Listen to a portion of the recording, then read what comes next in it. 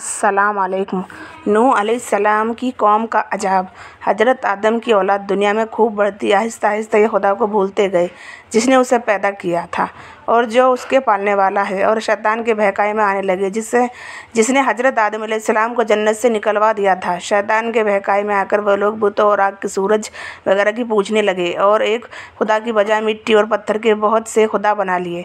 अपने हाथ से अपना खुदा बनाते और फिर उससे मांगते।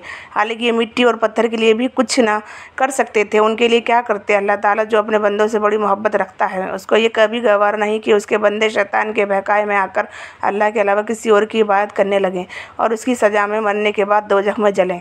अल्लाह पाक ने हज़रत नूह अलैहिस्सलाम को अपना नबी बनाकर भेजा। उस ज़माने में लोगों की उम्रें बहुत बड़ी बड़ी होती थी। हज़रत नूह अलैहिस्सलाम 950 साल तक अपनी कौम में अजब बास करते रहे कि लोगों सिर्फ़ एक अल्लाह की इबादत करो और मेरा कहा मानो वो तुम्हारे गुनाह बख्श देगा। लेकिन लोगों ने हज़रत नूह अलैहिस्सलाम की बातों को ना माना और अपने कानों में उंगलियां दे ली और कपड़े ओढ़ लिए ताकि हज़रत नूह अलैहिस्सलाम की आवाज़ कानों तक ना पहुँचे। हज़रत नूह अलैहिस्सलाम ने हिम्मत न हारी, वो बराबर समझाते रहे और कहते रहे कि लोगों अल्लाह से माफ़ी मांगो, वह बड़ा माफ़ करने वाला है। वह तुम पर आसमान से बारिश बरसाएगा ताकि तुम खूब अनाज पैदा कर सको और उसके ज़रिए से बड़े बड़े बाग पैदा कर देगा। इनमें नहर पैदा कर देगा जो तुम्हें माल व दौलत देगा और बेटे देगा। तुम्हें क्या हो गया है कि तुम खुदा को नहीं मानते।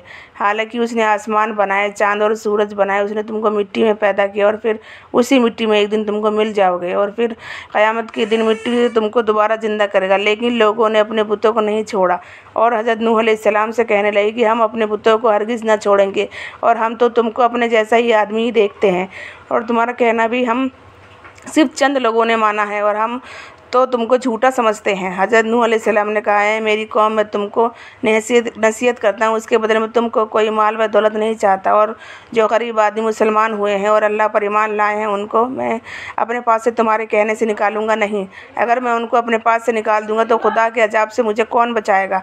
अगर मैं ऐसा करूँगा तो बहुत नाइंसाफ़ हो जाऊँगा। उनकी कौम के लोगों ने, नूह तुमने हमको झगड़ा बहुत कर लिया, अगर तुम सच्चे हो तो जिस अजाब से तुम हमको डराते हो वो ले आओ। हज़रत नूह अलैहिस्सलाम ने कहा कि जब अल्लाह पाक चाहेंगे अजाब ले आएंगे। अल्लाह ताला ने हज़रत नूह अलैहिस्सलाम को वही के ज़रिए हुक्म भेजा कि तुम्हारी कौम में जो लोग ईमान ला चुके हैं इनके अलावा और कोई ईमान ना लाएगा। तुम गम ना करो, एक कश्ती बनाओ। हज़रत नूह अलैहिस्सलाम ने खुदा के हुक्म के मुताबिक कश्ती बनानी शुरू की। तो जब उनकी कौम के सरदार उनके पास गुजरते, उनकी कश्ती बनाते हुए देखते, उनका मजाक उड़ाते। हज़रत नूह अलैहिस्सलाम उनके मजाक जवाब में कहते, आज मजाक कर लो, कल जब तुम्हारे ऊपर अजाब आएगा तो मैं उस वक्त तुम्हारा मजाक उड़ाऊंगा। आखिर अल्लाह ताला का अजाब उसके वादे के मुताबिक आया। ज़मीन से पानी निकलना शुरू हुआ और आसमान से बारिश आनी शुरू हुई। अल्लाह ताला ने हज़रत नूह अलैहिस्सलाम को हुक्म दिया कि सब जानवरों का एक एक जोड़ा कश्ती में सवार कर लो और जो लोग तुम्हारे ऊपर ईमान लाए हैं यानी मुसलमान हो गए हैं उनको सवार कर लो। हज़रत नूह अलैहिस्सलाम ने उस कश्ती में सवार होने वालों से कहा कि अल्लाह ताला का नाम लेकर इस कश्ती में सवार हो जाओ कि जिसका चलना और ठहरना उसी के हाथ में है। अल्लाह ताला का बड़ा बख्शने वाला मेहरबान है। कश्ती उन सब को लेकर लहरों में चलने लगी।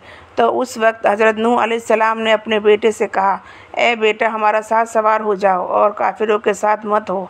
उसने कहा, मैं किसी पहाड़ पर चढ़ जाऊंगा और वो पानी से बचा लेगा। हज़रत नूह अलैहिस्सलाम ने कहा कि आज खुदा के अजाब से सिवाय खुदा के कोई बचाने वाला नहीं। इतने में दोनों के दरमियान एक पानी की लहर उठी और वह डूब गया। फिर खुदा ताला ने ज़मीन को हुक्म दिया कि अपना पानी निकल जा और आसमान को भी हुक्म दिया कि पानी बरसाना बंद कर दे, यहाँ तक कि पानी खुश्क हो गया और तमाम काफिर दुनिया में ख़त्म कर दिए गए। हज़रत नूह अलैहिस्सलाम की कश्ती कोहे जूदी पहाड़ पर ठहरी। हज़रत नूह अलैहिस्सलाम ने अपनी परवरदिगार से अर्ज़ किया, है मेरे रब, मेरा बेटा भी मेरे घर वालों में से है और आपका वादा सच्चा है। यानी हज़रत नूह अलैहिस्सलाम का मतलब था कि अल्लाह ताला अपना वादा फरमाया था कि तेरे घर वालों को इस तूफ़ान से बचा लूँगा, फिर मेरा बेटा क्यों डूबा। तो खुदावंद ताला ने फरमाया कि ए नूह, तेरा बेटा तेरे घर वालों में से नहीं था क्योंकि उसके अमल अच्छे नहीं थे।